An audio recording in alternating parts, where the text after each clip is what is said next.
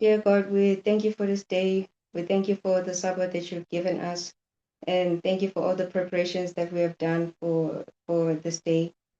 As we're going to be learning now, please be with us as we are about to study or go through these lessons. Please be with us and our brains. We thank you in the mighty name of our Lord Jesus. Amen. Okay, so for today's study, we'll be learning about the chiasm. Isifundo sanamhlanje sizobe sifunda ngechiasm. Okay, so to start off, we'll start off with the definition of chiasm. Soqala sichaze-ke ukuthi iyini kahle kahle yona ichiasm. So a chiasm is a structural or mirrored pattern. Ichiasm ivela nje ngesithombe noma isibuko la ukwazi ukuthi ubone okuphindanayo khona. Where concepts are repeated but in reverse order. Lapho-ke izinto ziziphinda kodwa-ke ngendlela yokubuka emuva ukuya phambili. For example, we say AB and then when we go backwards, it's BA. Umzekelo-ke yilo awubekile manje ukuthi mhlawumbe uzoqala ngo-A B mosubuyela bese uthi B A mosuyibona ngale kolunye uhlangothi. Yeah, so this, okay.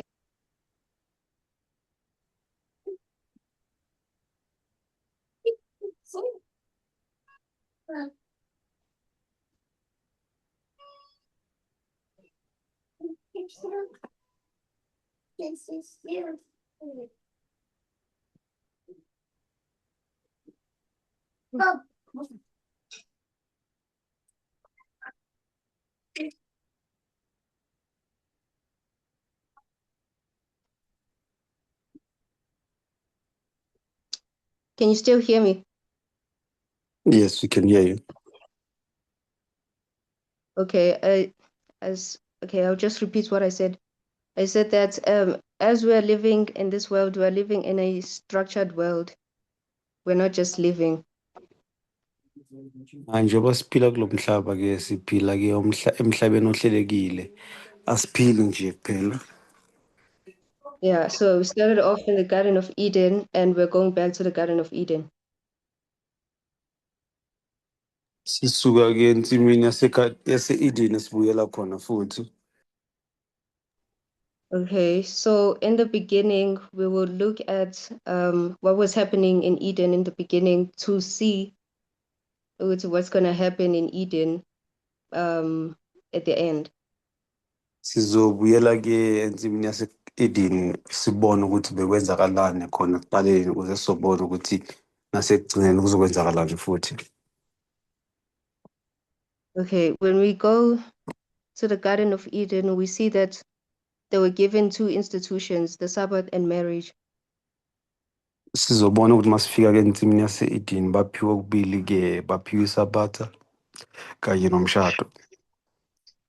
So when creation began, everything was created, and then on day number 6, animals, including humans, were created on day number 6. uNkulunkulu wayesekudala konke kodwa-ke ngosuku lwesithupha wadala iy'lwane kanye-ke nabantu abadala ngesuku lesithupha. Yeah, we'll just go to our Bibles, Genesis chapter 1, verse, let me see, chapter 2. Sizovula amabhayibheli wethu-ke siye ku-Genesis chapter 2.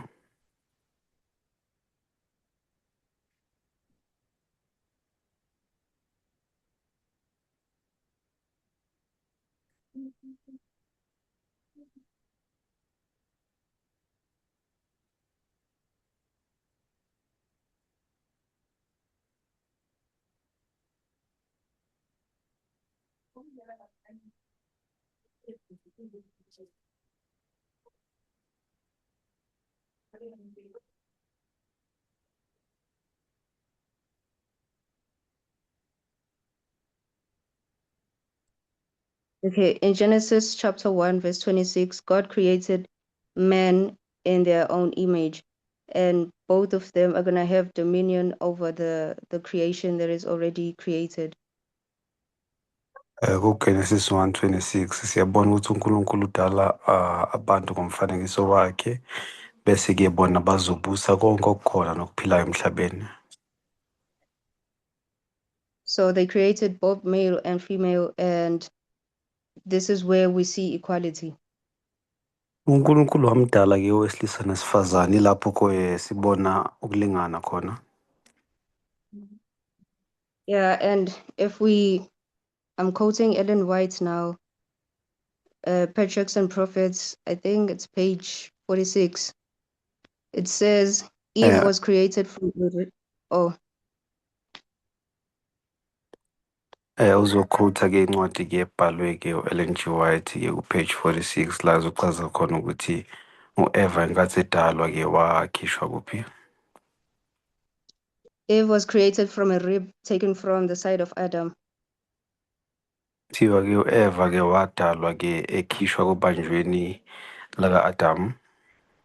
Signifying that she was not to control him as the head, Okubonisa ukuthi bengamelanga amlawule abe ngaphezulu njengekhanda, not to be trampled under his feet as an inferior, futhi-ke angabi-ke phansi kwey'nyawo zakhe anyathelwe kuye njengomuntu ongaphansi kwakhe, but to stand by his side as an equal, kodwa ukuthi bame kanye kanye njengabalingani, and to be loved and protected by him.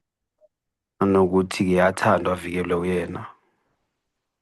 So this is the first thing we see in the Garden of Eden. We see a marriage between two people, and the marriage is equal. Both parties are equal. Sibona-ke isithombe esihle-ke ensimini yasegadini, sibona-ke umshado lena edini, sibona-ke ukulingana okuvezwayo futhi. So that was day number 6. And then on day number 7, we all know that God rested because they were done creating.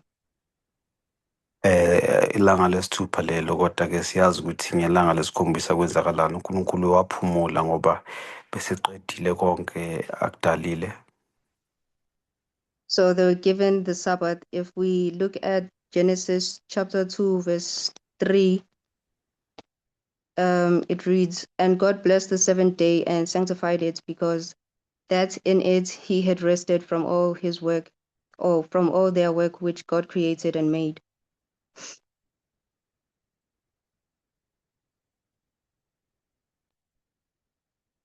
Isabatha kuthiwa-ke uNkulunkulu waphumula ngosuku lesabatha walingcwelisa-ke. So we have equality, and we have equality, we have the Sabbath, and then we know that after that, sin is going to enter. Nokulingana sibona isabatha, siyazi ukuthi ngemva kwalokho sizobona isono singenelela. So now the two principles are going to be abandoned or destroyed as a result of sin. Siyabona-ke ukuthi le mithetho yomibili izolimazeka ngenxa yesono esingenelelayo manje. Number one, equality is going to be removed. Okokuqala-ke ukulingana ngeke kusaba khona noma kuzosuswa. Yeah, not by God, but Akusiyena uNkulunkulu ozokususa kwakho lokho.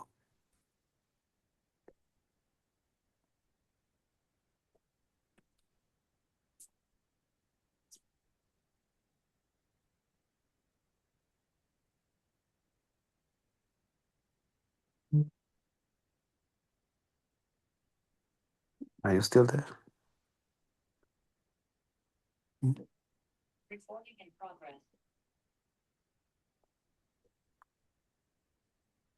Hello? hello. Yes, I'm not sure if it's my network or what. At some point I could not hear you. Oh, okay. I was just quoting Ellen White again. Okay, uyaphinde-ke wakhotha incwadi yaka-Ellen White futhi. It says that had they remained obedient to God in harmony with his great law, Othi-ke mangabe bagcina-ke umthetho kaNkulunkulu bahambisana-ke ney'fiso zakhe, they would have been in harmony with each other. bebazoba nokuthula phakathi kwabo. But sin had brought discord, and now their union could be maintained and harmony preserved only by submission. Isono sasesingena-ke ukuthobeka nokuthula phakathi kwabo bekuzoba khona kuphela ma kukhona othobela omunye. Yeah, and as we know, no, Eve was the one who had to submit to her husband.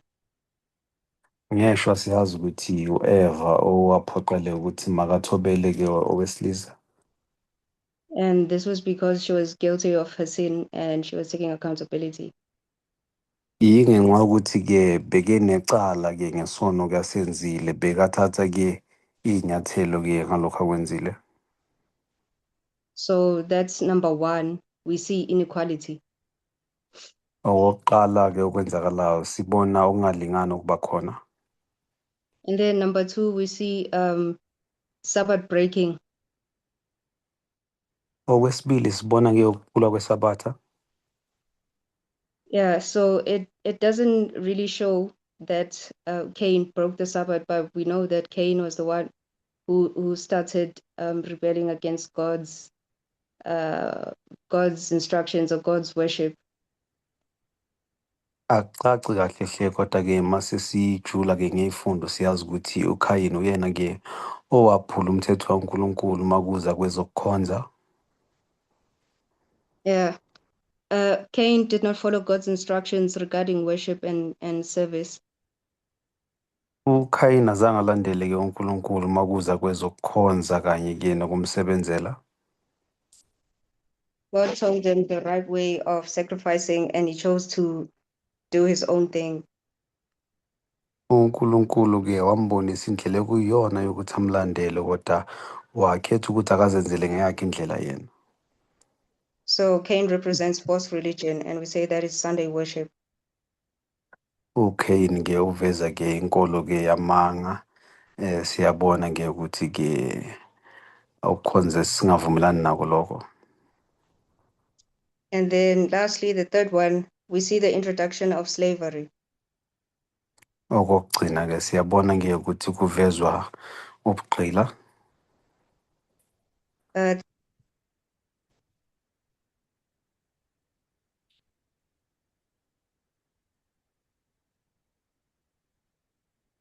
Slavery is the ownership of a person as property. Masibuka kahle kahle ubugqila lokho siyabona ukuthi omunye usuke ngaphezu komunye emphethe njengowakhe umuntu or noma into yakhe. Yeah, especially in regards to their labor. Kakhulukazi-ke noma phecelezi-ke ngomsebenzi noma makumele bamsebenzele lo obaphethe. Yeah, so before a person used to work for themselves, like if you want something, you work for it.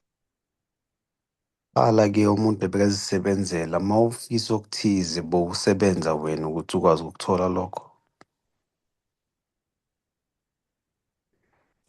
And they're being bought, and they're the ones that are going to work for someone else now.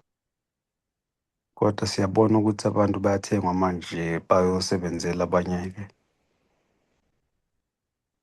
Yeah, it started in Noah's time when Ham uncovered the nakedness of his father. Kwenzakale noma kuqala ukwenzakala ngesikhathi sikaNowa. uHam-ke kuqala-ke embula kubungqono bukababakhe. And we how do we explain this, or how this is how I understand it, that if you uncover someone else, that means that you are sleeping with your wife. Indlela-ke iyachazwa ngayo noma mhlampe ngizwisisa ngayo ukuthi-ke Ukumbula ubungqunu lobu-ke ukuthi-ke uye walala nonkosikazi kababa wakhe. So, as a consequence of those actions, Canaan was then cursed that he was going to be servants of servants and work for his brothers. Ngalokho-ke uKenani-ke waqalekiswa kwathiwa-ke uzoba isisebenzi seyisebenzi uzosebenzela kabafowabo. Yeah, and that story is in Genesis chapter 9. Lelo bali-ke silithola-ke uGenesis chapter 9. Yeah, and then as time progressed, we know that slavery became worse. People were beaten, people were starved, and all these horrible ill treatments. Masiqhubeka siya phambili siyabona ukuthi abantu bebashaywa, abantu bebancisha ukudla, zonke lezi zinto ezimbi-ke zaqhubeka zenzeka ebantwini. Yeah, so God came with a plan of redemption. Now they are taking us back to Eden. uNkulunkulu weza necebo lokuhlenga abantu-ke ukuthi masibabuyisele-ke engadini yase-Eden. So in order to go back to Eden, we have to reverse all of these things now that had taken place. Ukuze sibuyele-ke e-Eden kumele sibuyisele emuva konke lokho kwenzekile. So we started off with equality, Sabbath, and then slavery. But when we're going backwards, we are starting with slavery, Sabbath, and then equality. Sibonile-ke ukuthi masihamba siqale-ke ngokulingana saza ngesabatha sagcina-ke ngokugqila. Mase sibuyele emuva-ke ya kuba isithombe-ke sesibuyele emuva kuba qala-ke ukugqila bulungiswa bona bese kuza isabatha-ke bese kuzogcina-ke ngokulingana. Yeah, so when God fixed slavery, we mark the point where, okay, we are looking at the United States because this was the era of the Sixth Kingdom. Siye sibone-ke uNkulunkulu masekalungisisa-ke sibuka-ke i-United States ngoba siyazi ukuthi-ke umbuso wesithupha lona. Yeah, slavery was constitutionally abolished by America following the Civil War. Ubugqila lobu baqedwa-ke iMelika-ke iyoceda ngomthethosisekelo nomthetho bowukhona ngaleso sikhathi. Yeah, just to explain, the Civil War was happening inside America. So America was divided into North and South. Kwaba nempi ebakhona-ke impi yomthetho ebakhona eMelika-ke kuyahlukana-ke phakathi iMelika kwaba khona-ke eningizimu nenyakatho. The North was saying that they no longer need now, and the South was like, no, slaves are our rights. It's our right to have slaves, to own slaves. Enyakatho-ke bebathi bona-ke abasadingi ukuthi kube khona iy'gqila kodwa-ke labaseningizimu bathi no, kuyilungelo lethu ukuthi sibe ney'gqila masibe nazo kuphoqelekile kuyadingeka ukuthi zibe khona. And so because of this, there was a war, and it was a real physical war. They used weapons, and yeah. Ngenxa yalokhu kwaba khona ukulwa-ke kwaba khona impi phakathi kwabeshisayo lana khona-ke basebenzisa iy'khali-ke ukuthi balwe phakathi kwabo. The war started in 1861 and ended in 1865. Impi-ke yaqala ngo-1861 yaqhubeka yaze yayofika ku-1865. And so when it ended, the law was now passed in 18 December 1865 that slavery is no longer. Mase iphela impi lena-ke kwaba nomthetho-ke odluliswayo ukuthi-ke ngoDisemba 1865 ukuthi no ubugqila lobu angeke busaqhubeka bube khona buyachithwa. Yeah, we're saying that this is God's way of fixing the states in which the world is in. Sithi-ke lena yindlela uNkulunkulu ayisebenzisayo ukulungisa ngesimo umhlaba ozithola kusona. Yeah, it didn't only happen in the United States, it also happened in like the British Empire, also happened in France, where now they wrote laws talking about slavery should stop. Akwenzakalanga kuphela ke-United States, kwenzeka nase-British Empire nase-France la kukhulunywa khona ngemthetho-ke kushiwo ukuthi-ke ubugqila kumele buphele. Okay, and now the next waymark is the Sabbath. Yeah. Inkombandlela elandelayo sizoyibuka-ke isabatha. Since the Sabbath was destroyed or was forgotten about, God had to reintroduce it to his people, to their people. Ngenkathi-ke lishabalaliswa isabatha-ke lipheliswa-ke uNkulunkulu kwaphoqeleka ukuthi aphinde aliveze futhi ebantwini bakhe. Yeah, so we remember that the Protestants were running away from Europe because of the persecutions that they were facing, and then they went to America. Uzokhumbula ukuthi amaProtestanti-ke wabaleka-ke kuleli lizwe bebakulona-ke ngenxa yokuzingelwa baphoqeleka ukuthi mababaleke baye eMelika ukuze bathole inkululeko. Yeah, so the religion at that time was Christianity or papacy, but all of those churches were worshiping on a Sunday. Yeah. Masibuka inkolo yangaleso sikhathi-ke bekuyinkolo yobuKrestu-ke noma sothi-ke yophapasi. Masibuka-ke ilanga lokukhonza-ke bekuwusuku lesonto-ke bebekhonza ngalo. Yeah, for example, Methodist, Baptist Church, and Presbyterians, they were all worshiping on Sunday. Amabandla lawa sikawabalile-ke abaMethodist, Presbyterian-ke, i-Baptist Church zonke-ke bezikhonza-ke ngosuku lesonto. So even when William Miller started this movement, the Millerite movement was also worshiping on Sunday. Nangenkathi-ke William Miller-ke yaqala-ke i-movement lena-ke yama-Millerite-ke nabo bebekhonza-ke lesonto.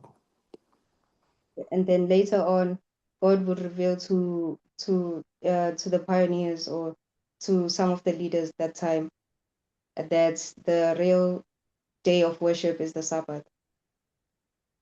uNkulunkulu wayeseveza-ke kubaqopha imilando-ke nababekhona ngaleso sikhathi ukuthi usuku lona lokukhonza-ke usuku lesabatha. Yeah, it was rediscovered in 1846. God was using like Ellen White, Joseph Bates, and Rachel Oakes. uNkulunkulu wayesebenzisa-ke Joseph Bates-ke nalaba abanye sekababalile. And then in 1888, yeah, we see the subject of the Sabbath being brought up again. Ke ngonyaka ka-1888 siyabona-ke isihloko sesabatha sivezwa futhi. Some people wanted to put it in the constitution or in the law that everyone needs to worship on the Sabbath. Abantu bebafuna ukubeka lo mthetho-ke kumthethosisekelo ukuthi wonke umuntu uzophoqeleka ukuthi akhonze-ke ngosuku lesabatha. But we had people like Wagner and A.T. Jones who were opposing that, and they were saying that the Sabbath needs to be, it doesn't have to be a force. Kwaba nabantu-ke abafana nobo-Wagner kanye no-A.T. Jones abebechaza ukuthi isabatha fanele-ke abantu baphoqelelwe ukuthi Yeah, and they were preaching the bakhethele uma message befuna of, ukukhonza ngayo. sorry, they were preaching the message of righteousness by faith, and that the Sabbath isn't supposed to be a burden, but it is here to meet human needs. Base babonisa ukuthi-ke noma bebashumayela umlayezo ukuthi ukulunga ngokukholwa noma ukulungisiswa ngokukholwa babonisa ukuthi isabatha kumele libe inkululeko lingabi umthwalo lisinde. So God is fixing again. They started with reintroducing the Sabbath, and then telling us how to keep that Sabbath. uNkulunkulu-ke uveza-ke isihloko seSabatha, asibonise asichazela futhi ukuthi siligcine kanjani iSabatha. Yeah. And then lastly, we're looking at equality. Ekugcineni-ke sibuka ukulingana. We're looking at equality. Sibuka ukulingana. Oh, sorry. So there's a movement that we're in. It was first discovered in 1989. Kule movement esukuvela-ke ngo-1989. God raised their messenger, Jeff Pippinger, to start this movement. uNkulunkulu waveza-ke omunye ozohambisa umlayezo-ke womgijimi-ke umdala uJeff Pippinger. And it wasn't up until 2018 when Elder Tess came with the message of equality. Kuze kwafika-ke unyaka ka-2018 la umdala uThezi-ke eza nomlayezo wokulingana. And we're saying that this is the third and last step that God is fixing now. Siveza ukuthi-ke okwesithathu-ke nokokugcina uNkulunkulu azama ukulungisa lokho.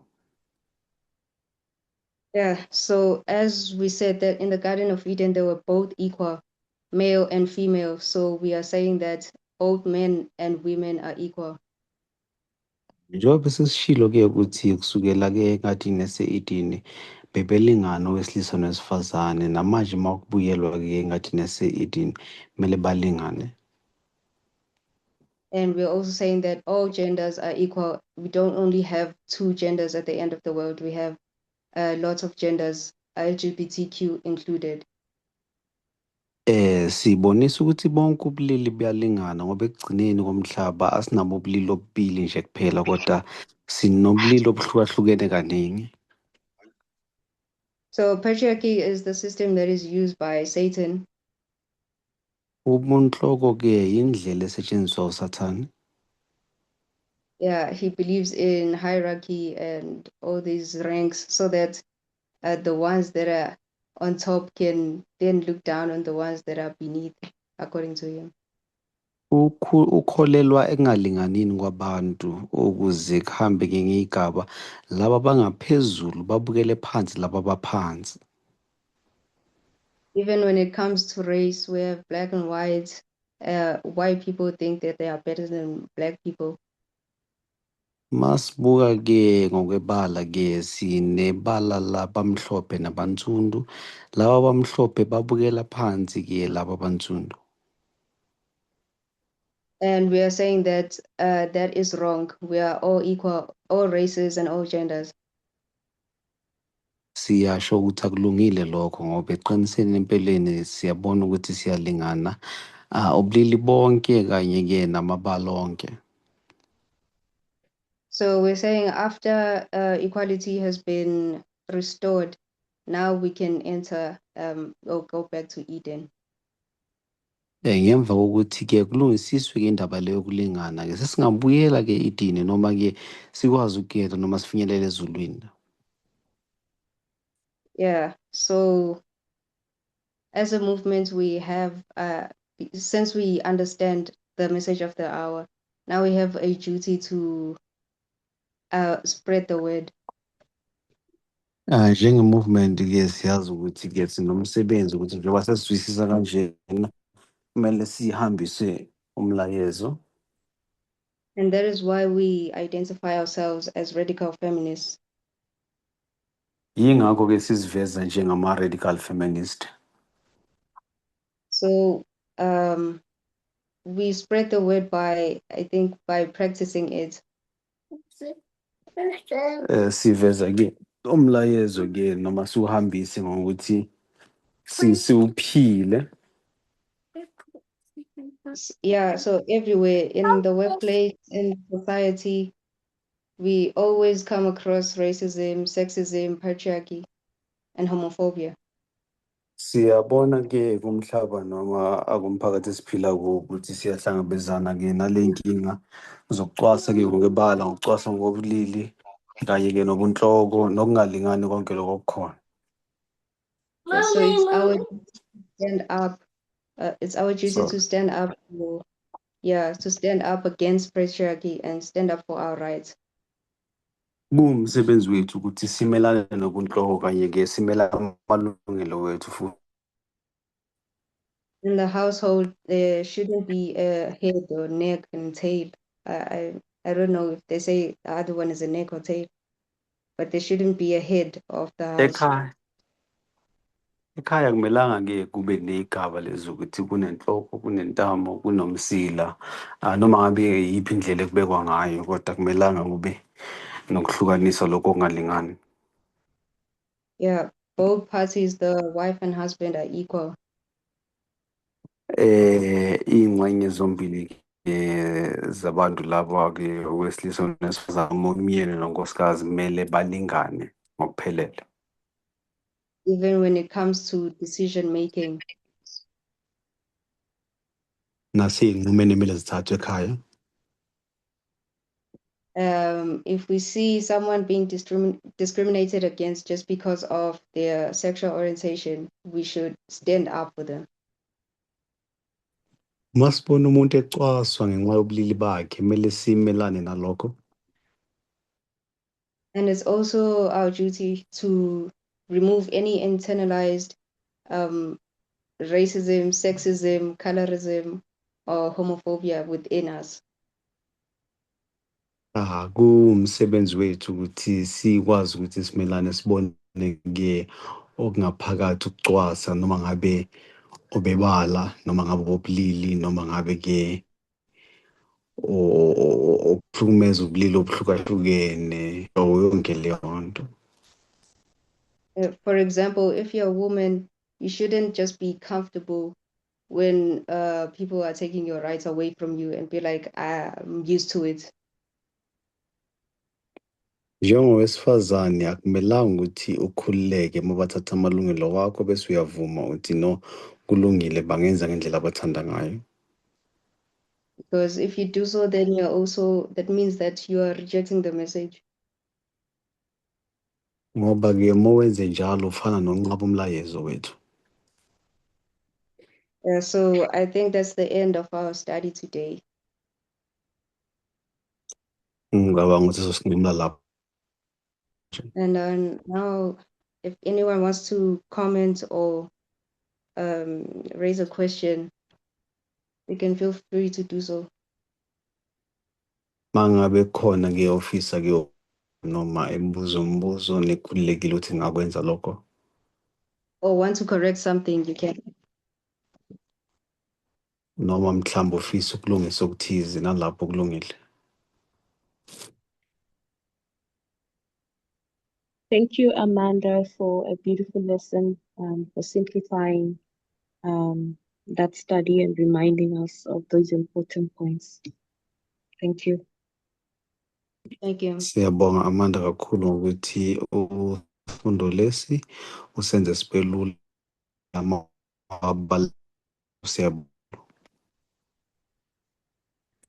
Thank you, Elder. Anyone else? Siyabonga mdala uthi ngabe ukhona omunye.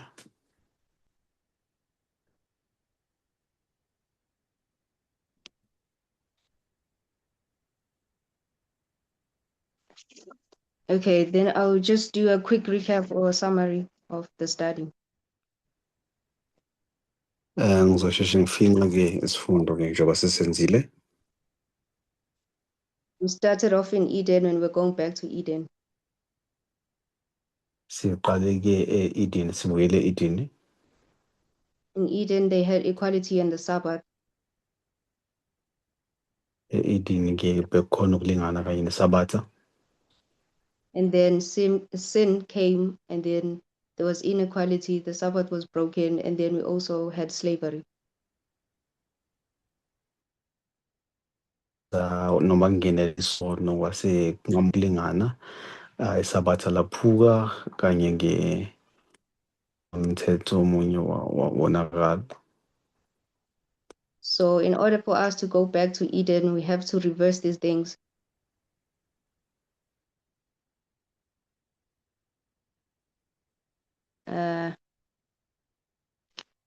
Can you hear me, Quran?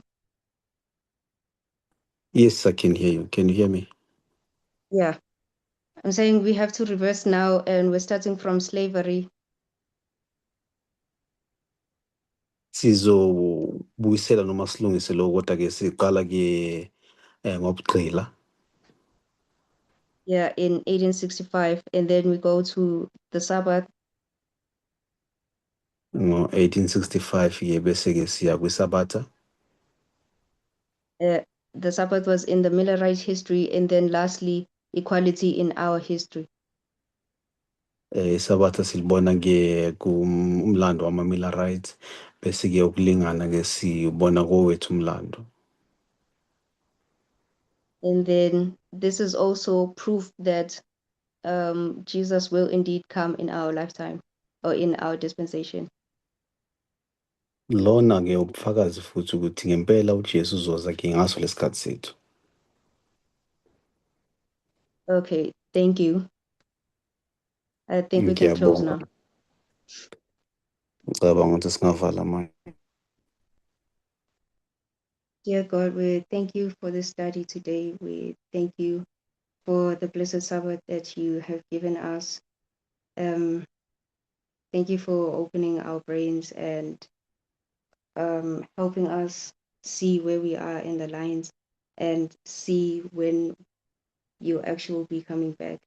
So we pray that you be with us and help us take this message, carry it, and practice it in our daily lives, so that we'll be able to practice it also in heaven, because we know that in heaven we'll still be practicing the message. So thank you for this study. Thank you for everyone that has attended. And we pray in Jesus' name. Amen. Happy Sabbath, everyone. I'm done with the study now.